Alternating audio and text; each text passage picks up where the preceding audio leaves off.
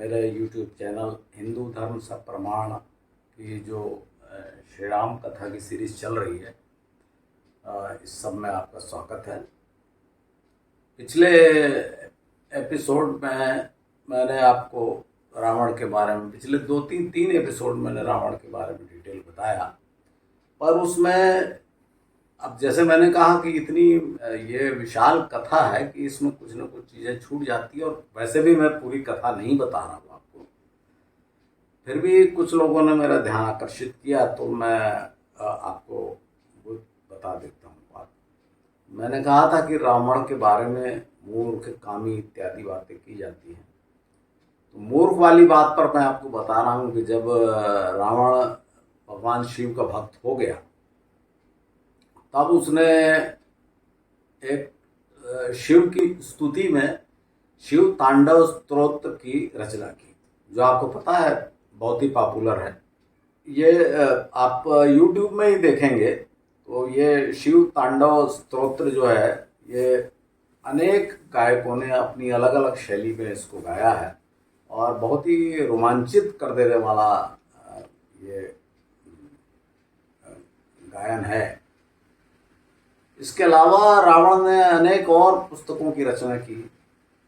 एक और है रावण संहिता करके पुस्तक है, हालांकि वो रावण की लिखित तो नहीं है, पर उसमें रावण द्वारा बताए गए शाबर मंत्र आप शायद नहीं जानते होंगे। शाबर मंत्र जो है, मतलब शबर जाति बताया था ना मैंने, शाबर मंत्र मतलब आदिवासियों के मंत्र। ऐसा मान्यता है, जनश्रुति है कि भगवान शिव ने स्वयं रावण को इन मंत्रों की दीक्षा दी थी। अब रहा कामी का सवाल, तो रावण के महल में अनेक सुंदर स्त्रियां थी, उसको कोई आवश्यकता नहीं थी सीता हरण की। और परंतु ये बात और जो कि अगर कोई स्त्री को बिना उसकी इच्छा के हाथ लगाएगा तो उसका सर फूट जाएगा, ये सब कहाँ से ये आए, ये बात कहाँ से आई? तो इसमें एक है वर्णन कि जब वो कुबेर की नगरी अलकापुरी पर आक्रमण करने जा रहा था रावण, तो अलकापुरी के बाहर ही जब वो अपनी सैनिकों के कैंप से थोड़ी दूर एक चट्टान पर लेटा हुआ था, और ठंड के कारण उसको, बड़ा वो ठंडा एरिया है, तो आपने पिछली बार देखा होगा अलकापुरी ग्लेशियर है। तो ये जब आप बद्रीनाथ से सतोपंथ या जो स्वर्गारोहिणी है उस यात्रा पे आज भी लोग जाते हैं, और उसमें पैदल चलते हुए, तो वहाँ पर वो बीच में पड़ता है। तो ये जो जब वो लेटा हुआ था तो उस रात को उसको तो नींद आ नहीं रही थी, तो उस समय उसको अचानक पायल की रुनझुन बड़ी हल्की सी सुनाई दी। कोई स्त्री दबे पांव जा रही थी वहां से धीरे धीरे। तो उसने देखा, अंधेरे में आंख फाड़ कर देखने की, तो उसको लगा कोई स्त्री जा रही, तो उसने लपक कर पकड़ लिया। जब पकड़ा तो देखा उसने एक सुंदर तरुणी थी, और सजी धजी, फूलों की वेणी माला सब पहनी थी। तो वो जो तरुणी थी वो बहुत घबरा गई, और उसने अनुनय विनय की, मुझे छोड़ दो, और कहा कि मैं, थोड़ा डराने की कोशिश भी की रावण को, कि मैं अलकापुरी के राजा कुबेर के पुत्र नलकूबर की प्रेयसी हूँ, और मैं अपने प्रियतम से मिलने जा रही हूँ, इसलिए तुम जो कोई भी हो, मुझे अपना भला चाहते हो तो मुझे छोड़ दो। तो प्रत्युत्तर में रावण भी हंसकर बोला कि तुम मुझे नहीं जानती, मैं लंकापुरी का राजा दशानन हूँ, और कल तो मैं आक्रमण करूंगा और इस अलकापुरी को ध्वस्त कर दूंगा। यह सुनकर वो युवती जो थी, वो फिर उसने रावण से अनुरोध किया, रिक्वेस्ट किया, अनुनय विनय की कि देखिए, आपने जो अपना नाम बताया है उस रिश्ते से तो आप मेरे ससुर लगते हैं, क्योंकि मुझे मालूम है कि आप कुबेर के सौतेले भाई हैं, तो आपको अपनी पुत्रवधू पे ऐसा हाथ नहीं डालना चाहिए। इसके उत्तर में रावण कहता है कि तुम एक अप्सरा हो, और अप्सरा किसी की पुत्रवधू या प्रेयसी ये सब नहीं होती। अप्सरा का काम है पुरुषों का मनोरंजन करना, इसलिए तुम मेरा मनोरंजन किए बिना, मुझे संतुष्ट किए बिना यहाँ से नहीं जा सकते।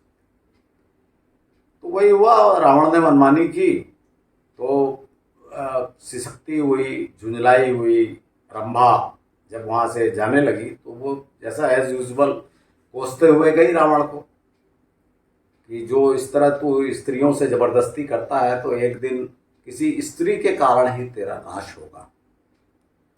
इस बात को लेकर ऐसा बनाया गया है कि सिर फूट जाएगा, ये होगा होगा, ऐसा ही। ये मैंने आपको बताया कि क्यों कहा गया।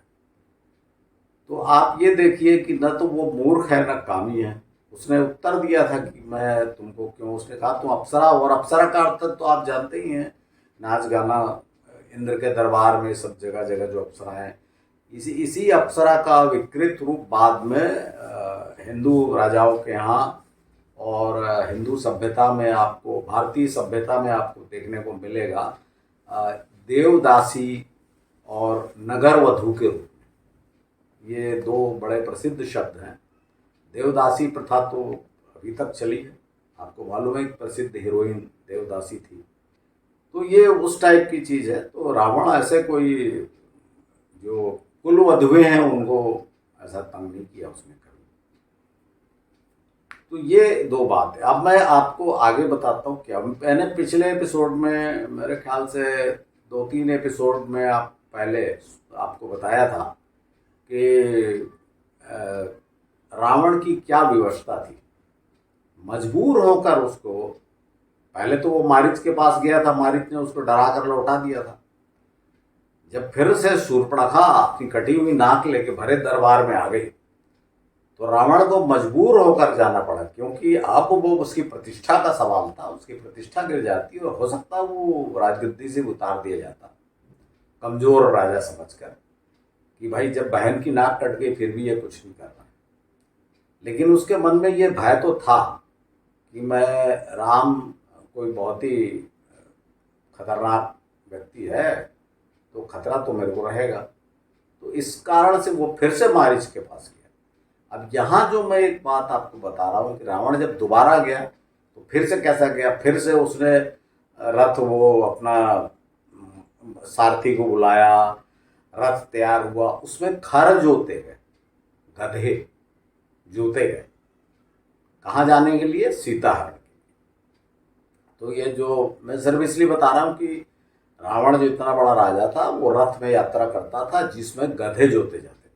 और ये बात एक बार नहीं है, ये कई बार वाल्मीकि रामायण में ये बात आई है, आगे भी आप देखिएगा क्या होता है। तो फिर मारीच के पास पहुंचा रावण, और मारीच ने जब मना किया कि भाई तेरी मौत आई है क्या, ऐसा ऐसा बोला, तो रावण ने उसको बोला कि मेरी मौत जब आएगी आएगी, अब तेरी मौत, अगर तू मुझे मना करता है तेरी मौत अभी आ जाएगी, मैं तुझे अभी मार डालूंगा। तो विवश होकर मारीच ने हाँ मर दिया। फिर दोनों ने वहाँ कुछ दिन तक विचार विमर्श किया क्या करना चाहिए। फिर ये तय किया गया कि भाई, उसमें देखिए समस्या क्या थी कि अब रावण आ तो गया, मारीच की सलाह के अनुसार राम के सामने जाने में बहुत खतरा था, मृत्यु निश्चित थी, तो क्या करना चाहिए। तो वहां फिर दोनों ने यह तय किया कि रावण की पत्नी सीता का चुपचाप अपहरण कर लिया जाए। रावण को, श्री राम को पता भी न लगे कि कौन ले गया है, और इतनी दूर है वो, वहाँ कहाँ है भी पता नहीं, तो इतनी दूर से अपन लाके या अपनी लंकापुरी में रख देंगे तो राम को पता ही नहीं लगेगा, तो आएंगे ही नहीं, राम पीछा ही नहीं कर सकते, और आएंगे भी तो फिर समुद्र है, ये है, बहुत सारी दिक्कतें हैं। यहाँ आके आप रावण डींग मार देगा कि देखो जिसने मेरी बहन की नाक काटा उसकी पत्नी को मैं अपहरण कर लिया है। वो ये बताना ही नहीं है कि चुपचाप या धोखा देके अपहरण किया है। ये तय हुआ। तो दोनों फिर गए, सब वो तैयारी की, ये हिरण की खाल, हिरण मारा, उसकी खाल सुखाया, उसमें सोने चांदी के बूटे से वो जो जरी का काम होता है वो लगाया, जिससे वो बड़ा स्वर्ण मृग बन गया चमकीला, उसको ओढ़ा। उसके बाद मारीच ने बोला रावण को कि भाई जो भी हो तुम अपने कार्य में सफल हो जाओ, मेरी तो राम के साथ हाथ से मृत्यु निश्चित है, मेरे को तो मरना ही है। तो बस मैं ये है उनको भटका कर ले जाऊंगा, उसके बाद तो वो समझ ही जाएंगे कौन है, तो मेरे को तो मार ही देंगे। तो मन ही मन रावण ये सुनकर और खुश हुआ, क्योंकि उसको ये लगा कि मेरी इस कायरतापूर्ण हरकत का जो एकमात्र गवाह रहेगा मारीच, वो भी मारा जाएगा, तो फिर मैं तो निश्चिंत हो जाऊंगा, सीता को लाने के बाद मेरी कोई बदनामी नहीं होगी। ऐसा सोचकर रावण ने मारीच से कहा कि नहीं नहीं, तुम नहीं मरोगे, चलो चलो अपन साथ चलते हैं, अपन सुरक्षित वापस आ जाएंगे सीता को लेकर।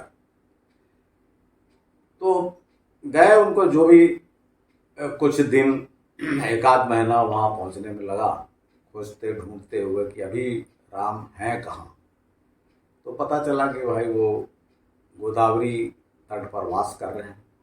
वे पहुँचे, पहुँचने के बाद वहाँ से मतलब जब उन्होंने देख लिया कि कहाँ है रुके हुए राम, तो उससे कुछ दूरी पर उसने अपना रथ छोड़ दिया, छुपा दिया।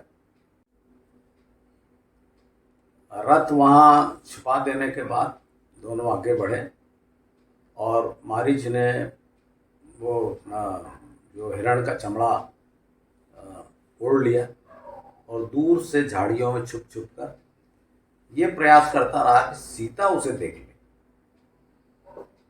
और वो ज़्यादा राम लक्ष्मण की नज़रों में नहीं आना चाहता था, क्योंकि उसे बड़ा खतरा था। आखिर में वही हुआ जो वो चाहता था, सीता ने उसे देखा और उन्हें बड़ा ये अद्भुत मृग लगा। उन्होंने राम को कहा कि अद्भुत मृग, राम ने देखा कहाँ है, तब तक वो छुप चुका था। खैर जो भी है, इस तरह से खिलवाड़ करते हुए सीता ने जिद की कि नहीं नहीं, इसको मार के लाओ, और अगर जीवित पकड़ सको तो अच्छा होगा, हम माता को अब वनवास के बाद उतार देंगे लौट कर। नहीं जीवित पकड़ सको तो कम से कम इसकी खाल उतार लाओ, इसको हम अपने भवन में सजाएंगे।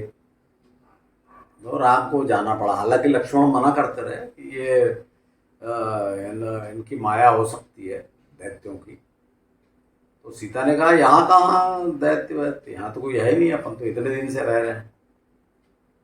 तो लक्ष्मण के सशंक होने के बाद भी पत्नी के आग्रह को राम टाल नहीं सके और वे उसके पीछे गए। वो भगाते हुए मारीच दूर दूर से झाड़ियों में सामने नहीं आ सकता, नहीं तो हाथ पांव दिख जाते उसके। तो बस वो अपना चमड़ा ओढ़े दूर दूर से उछलता हुआ और काफ़ी दूर निकल गया। आखिर में एक स्थान पे, बहुत दूर निकल के एक स्थान पे उसको मारा राम ने, एक तीर मारा तो वो वहाँ पे मर गया। उसको समझ में आ गया कि मैं मर जाऊँगा। तो वाल्मीकि रामायण में लिखा है, और आप लोग भी ये कहानी सुने होंगे कि वो मरते समय चिल्लाया, हा लक्ष्मण हा सीता। सीता ने सुना, लेकिन मैं यहाँ आपको बता दूं कि वो स्थान जहाँ मृग के मारे जाने का मतलब जनश्रुति है, वो स्थान है मृग व्याधेश्वर। अब जैसा मैंने आपको पिछले भी एक एपिसोड में बताया था, जहाँ मैंने ये बताया था कि सीताहरण यहाँ से हुआ, खरौद से, खरौद में जो छत्तीसगढ़ खरौद है वहाँ पे खरदूषण का वध हुआ, लेकिन सीताहरण नासिक से हुआ। उस वहाँ पे उस एपिसोड मैंने आपको बताया था। तो ये स्थान जो है मृग व्याधेश्वर, ये कम से कम 20 किलोमीटर के लगभग है। अब तो शायद वो स्थान भी वो कुछ डूब गया है पानी में, या कुछ बांध बन गया है, क्या है। तो वो इतनी दूर से आवाज़ नहीं सुनाई दे सकती थी, लेकिन हाँ ये जरूर हुआ कि इतनी दूर चले जाने के कारण देर बहुत हो गई और सीता घबराने लगी। उन्होंने लक्ष्मण से कहा कि जाओ अपने भाई को देखने, कुछ मदद कर, हो सकता है उन्हें कुछ सहायता की आवश्यकता हो।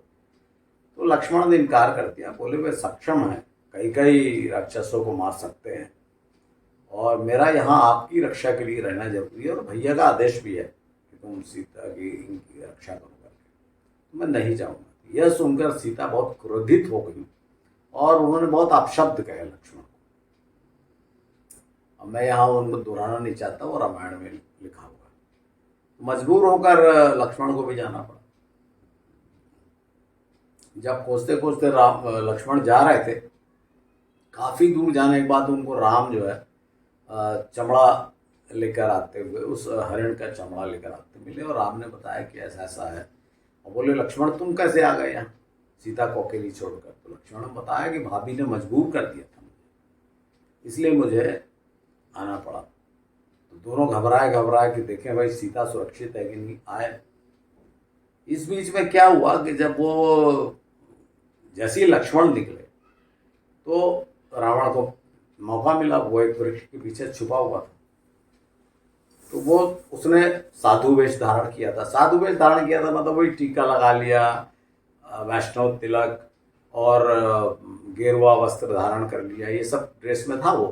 क्योंकि मैंने आपको बताया तो गेरुए वस्त्र की बड़ी इज्जत त्यारे लोग बहुत इज्जत करते थे।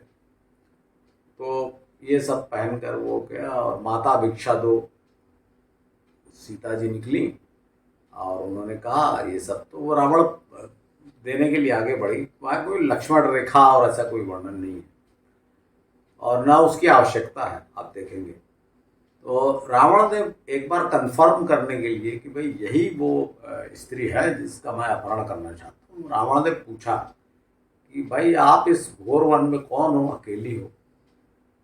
तो सीता ने पूरा डिटेल बताया कि हम तीनों जने हैं, अयोध्या के राजमहल से हैं, राज परिवार से, और अपने वनवास के दिन काट रहे हैं, कुछ ही दिन बाकी हैं, एक वर्ष से कुछ अधिक समय बाकी है। और मैं हम लोग जब घर से निकले तो मेरे पति लगभग 25 वर्ष के और मैं 18 वर्ष की थी। और मेरे पति अभी, आप थोड़ा रुकिए ब्राह्मण देवता, मेरे पति अभी वन में गए हैं, वो हरिण को मार के उसका सुस्वादु मांस लेके आते होंगे और फल फूल कंदमूल भी लाएंगे, तब आपका स्वागत किया जाएगा। लेकिन रावण को तो उसको तो कुछ और ही मंशा थी। यह सुनकर रावण ने सीता को कहा कि मैं हूँ दशानन लंकापति, मैं तुम्हारा हरण करने आया।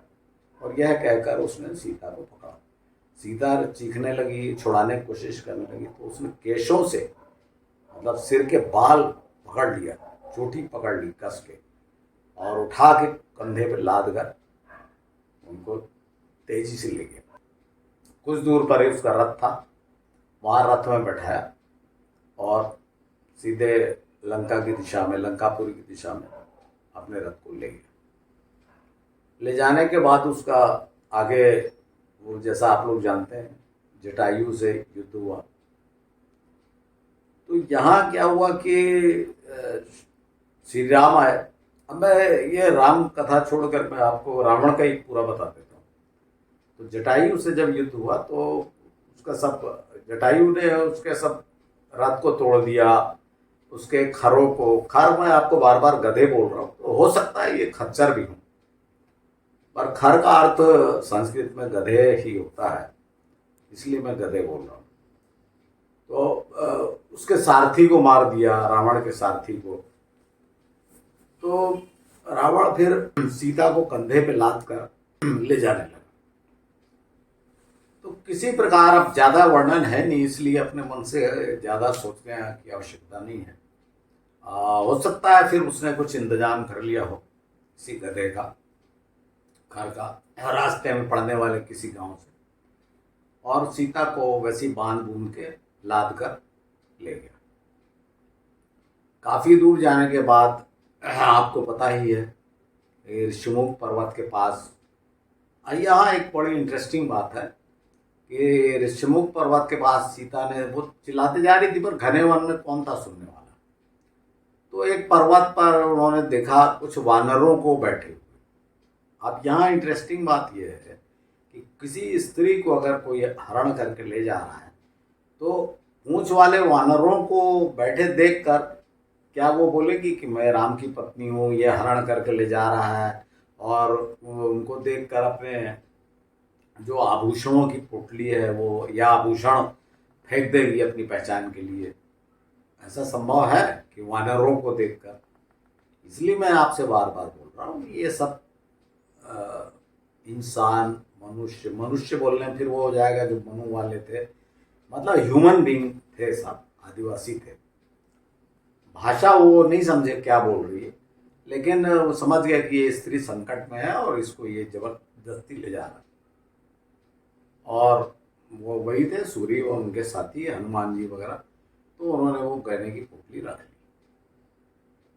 और किसी प्रकार से बहुत कठिनाई के बाद एक आध महीने दौड़ धूप करते, किसी जंगल में रातें गुजारते, सीता को खींचते खांचते, कभी कंधे पे लाद, कभी हाथ बांध, ऐसा करके रावण उनको श्रीलंका अपने लंकापुरी ले गया। लंकापुरी ले जाके अपने महल में रखा रावण ने। तो वहाँ भी उपद्रव चालू हो गया। मंदोदरी इत्यादि जितनी स्त्रियां थी सब नाराज हो गई।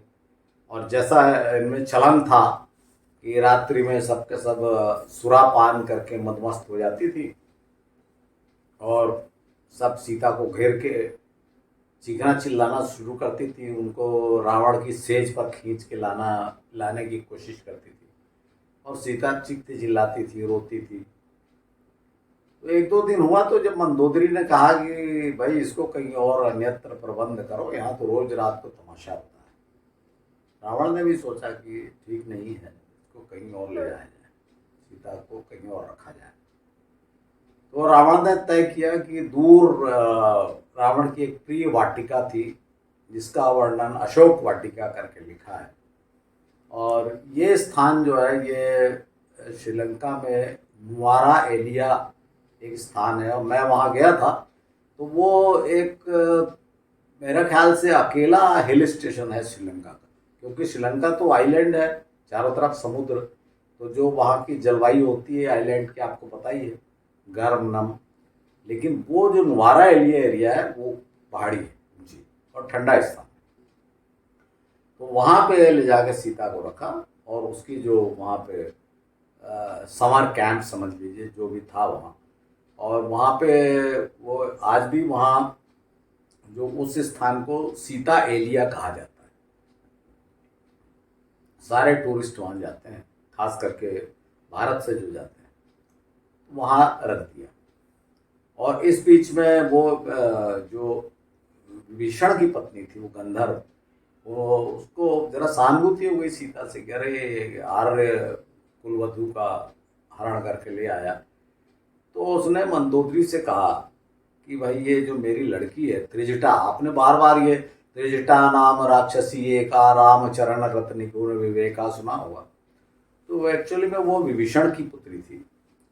तो उसकी माता ने मंदोदरी को सुझाव दिया कि त्रिजटा को लगा देते हैं सीता की देखभाल में, रक्षा में, तो अच्छा रहेगा। तो मंदोदरी ने रावण को सलाह दी, रावण को पसंद आई ये बात। तो इस प्रकार से त्रिजटा कुछ विशेष सेविकाओं को रावण की विशेष बांदियों को लेकर, जिससे वो ज़्यादा सीता को तंग ना करे, सीता को लेकर अशोक वाटिका चली गई और वहाँ पे रह। अब मैं इतना कह के आज का एपिसोड बंद करता हूँ, क्योंकि ये सीता हरण का काम कंप्लीट हो गया। अब अगले एपिसोड में मैं आपको राम ने कितनी तकलीफ़ें उठाई, कहाँ कहाँ कैसे गए सीता को खोजते हुए, ये बताऊँगा। मित्रों, अगला एपिसोड भी आप उसका इंतज़ार कीजिए और इस एपिसोड को ज़्यादा से ज़्यादा प्रचारित करें, शेयर सब्सक्राइब करें। इतना ही मेरा अनुरोध है। धन्यवाद।